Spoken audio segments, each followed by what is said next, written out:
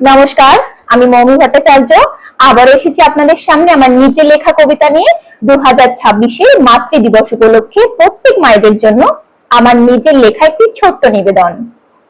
মা না হলে জানতামই না মায়ের মর্ম ব্যথা, অভিমান আর আনন্দে অন্তরের কথা। মা হয়েছি আজকে আমি, পুত্র সন্তান আমার, জয়গানের সূচনা হোক বিশ্ব মাঝে তোমার।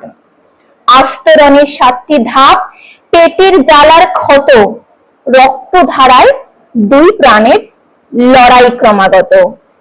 মা তুমি বিজয়ী নারী, পদবী তোমার যোদ্ধা, শত প্রণাম কোটি মায়ের চরণে জানাই শ্রদ্ধা। লম্বা সূচের কঠিন ব্যথা, কোমরের শীত দ্বারা, ছুরি কাচির সি সেকশন, শব্দে দিশেহারা। ভাবিনি কখনো আমায় জড়িয়ে কেউ বলবে মা, সর্বশ্রেষ্ঠ অনুভূতি তার নেই কোনো তুলনা। মায়ের জন্য আলাদা অর্থে নেই ভিন্ন দিন, উদযাপন হোক মাতৃ দিবস সপ্তাহের প্রতিদিন। ধন্যবাদ।